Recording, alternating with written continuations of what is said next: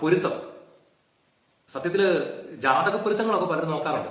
ഇന്ന് ചിലർ അത് അവർ പലർക്കും വിശ്വാസമില്ല. എന്നിരുന്നാലും പാരമ്പര്യമായിട്ട് ഇന്നും ജാതക പൊരുത്തമൊക്കെ നോക്കുന്നവരുണ്ട്. ക്രിസ്ത്യൻസിൽ പോലും ഉണ്ടെന്ന് ഞാൻ കേട്ടിട്ടുള്ളതായിട്ട് എനിക്കറിയാം. പൊരുത്തം നോക്കേണ്ട കാര്യമുണ്ട്. അത് പ്രധാനമായിട്ടും ശാരീരികമായ പൊരുത്തമാണ്, ശരീരം കൊണ്ടുള്ള പൊരുത്തം. ചില പെണ്ണിനെ കണ്ടു കഴിഞ്ഞാൽ 6 അടി പൊക്കം, അതുപോലെ തന്നെ 1000 വണ്ണം ശരീരം. ചെറുക്കനെ കണ്ടു കഴിഞ്ഞാൽ ഒരു 5 അടി അല്ലെങ്കിൽ 5-8 പൊക്കം, പെണ്ണിന്റെ ചെവിക്കൊപ്പം പൊക്കം, അല്ലെങ്കിൽ സൈസ് കൊണ്ട് ഒതുങ്ങിയത്. ഇങ്ങനെയൊക്കെയുള്ള വിചിത്രമായ കാഴ്ചകൾ കാണാറുണ്ട്. അതൊക്കെ കുടുംബജീവിതത്തിലേക്ക് വരുമ്പോഴത്തേക്കും അതൊക്കെ പല പരാജയത്തിനും കാരണമാകും. അതുപോലെ പ്രായ വ്യത്യാസം, ഒരു 5 വയസ്സ് 7 വയസ്സിൽ കൂടുതൽ ഒന്നും പ്രായത്തിൽ വ്യത്യാസം ഉണ്ടാകില്ല.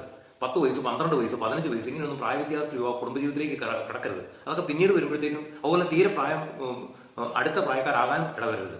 ഇതൊക്കെ ഇങ്ങനെയുള്ള പ്രശ്നങ്ങളൊക്കെ അത് കുടുംബജീവിതത്തിലേക്ക് വരുമ്പോൾ പിന്നീട് കുറെ വർഷങ്ങൾ കഴിയുമ്പോഴത്തേക്കും അതൊക്കെ പിന്നീട് പല പ്രശ്നത്തിന് കാരണമാകും. ഓക്കെ, ഏറ്റവും കൂടുതൽ പൊരുത്തം എന്ന് പറയുന്നത് മാനസിക പൊരുത്തമാണ്. അത് തരാൻ സാധിക്കുന്നത് ദൈവത്തിനാണ്. അത് ലഭിക്കണമെന്നുണ്ടെങ്കിൽ എന്ത് ചെയ്യണം? ഇപ്പൊ നമ്മൾ ഈ സൂപ്പർ ഗ്ലൂ പോലത്തെ ചില പ്രത്യേക പശ ഇട്ടിട്ട് നമ്മൾ ചില പൊട്ടിപ്പോയ 2 വസ്തുക്കളെ ഒട്ടിച്ചു ചേർക്കാറുണ്ട്. എന്ന് പറഞ്ഞ പോലെ ത്രിത്വം, പിതാവും പുത്രനും പരിശുദ്ധാത്മാവുമാകുന്ന ത്രിത്വേക ദൈവമാകുന്ന പശയിട്ട് ഒട്ടിച്ചു ചേർക്കുന്ന 2 വസ്തുക്കളാണ്, 2 വ്യക്തികളാണ്, ഒരു സ്ത്രീ ഒരു പുരുഷനും, ഒരു ഭാര്യ ഒരു ഭർത്താവും. ഇവരുടെ ഉള്ളിൽ ഇവരെ ഒട്ടിച്ചു ചേർത്ത് വെച്ചിരിക്കുന്ന ആ ഒരു പശപ്പ് എന്ന് ഇല്ലാതാകുന്നു, ആ പശപ്പിന്റെ പശ എന്ന് ഇല്ലാതാകുന്നു, ഇവർ തമ്മിലുള്ള ബന്ധം തകർന്നു പോകും. അപ്പോൾ ഈ പശപ്പിന്റെ പശ ഇല്ലാതെ എന്ന് നിലനിൽക്കണമെന്നുണ്ടെങ്കിൽ എന്ത് ചെയ്യണം?